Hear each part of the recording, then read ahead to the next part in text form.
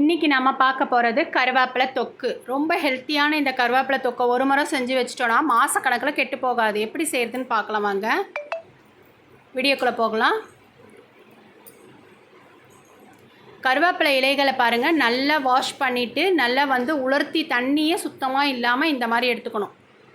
நல்லா ஃப்ரெஷ்ஷான கருவேப்பிலையை ஒரு முறை செஞ்சு வச்சிங்கன்னா சூப்பர் டேஸ்ட்டாக இருக்கும், ஹெல்த்தியானதும் கூட. இந்த மாதிரி உருவி வச்சுக்கோங்க.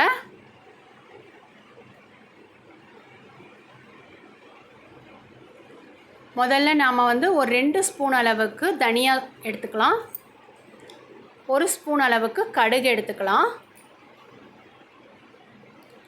1/2 ஸ்பூன் அளவுக்கு வெந்தயம், ஒரு 6 மிளகாய் வரமிளகாய் எடுத்துக்கலாம். உங்கள் டேஸ்ட்டுக்கு தகுந்தாப்பில் நீங்கள் கூட குறைச்சி போட்டுக்கலாம், எப்பயும் சொல்கிறது தான். இதை நல்லா பொன்னிறமாக வறுத்து எடுக்கணும், கரிஞ்சிடக்கூடாது. நமக்கு முடி கொட்டுற பிரச்சனை இருக்குது, ரொம்ப ஹெல்த்தி இல்லாமல் இருக்கும்போது இந்த மாதிரி நம்ம செஞ்சு வச்சுக்கிட்டோன்னா நம்ம அடிக்கடிக்கு தினமும் சாப்பிடும்போது 1 ஸ்பூன் எடுத்து போட்டு சாப்பிட்டுக்கலாம். இப்போது கடாயில் 1 ஸ்பூன் ஆயில் விட்டுக்கிறேன். பெருங்காயம் ஒரு சின்ன துண்டு, அதனால் பொரியிற வரைக்கும் திருப்பி போட்டு நல்லா வறுத்து எடுத்துக்கோங்க.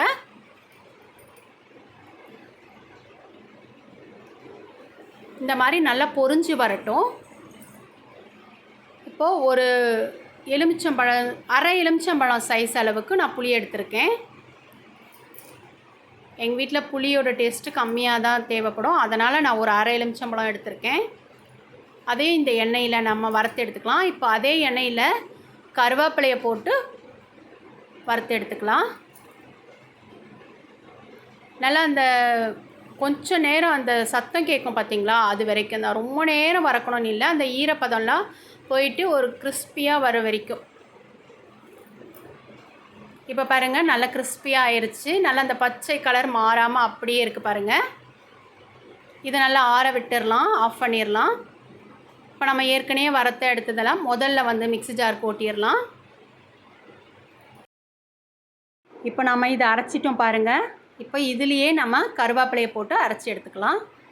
எந்த அளவுக்கு முடியுமோ அந்த அளவுக்கு நல்லா சாஃப்டாக அரைக்கணும், ஆனால் தண்ணி ஊற்றக்கூடாது. நீங்கள் எண்ணெய் வேணுனாலும் கொஞ்சம் ஊற்றி அரைச்சிக்கலாம். இதுக்கு தேவையான அளவு கல் உப்பு சேர்த்துக்கிறேன்.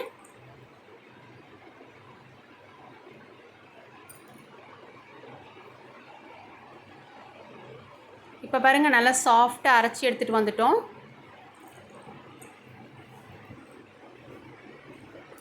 இப்போது கடாயில் நல்ல தாராளமாக ஒரு 1/4 கப் அளவுக்கு, ஒரு 5 ஸ்பூன் அளவுக்கு நல்லெண்ணெய் விட்டுக்கோங்க. எண்ணெய் காஞ்சதுக்கப்புறம் கடுகு போட்டுக்கோங்க. கடுகு பொரியட்டும். 1 ஸ்பூன் அளவுக்கு கடலைப்பருப்பு, ஒரு மிளகாய் தான் நான் சின்னதாக புட்டு போட்டிருக்கேன், கருவேப்பிலை ஒரு கொத்து. இப்போ நம்ம அரைச்சி வச்சதை இதில் சேர்த்துட்டு நல்லா வதக்கி எடுத்துக்கலாம்.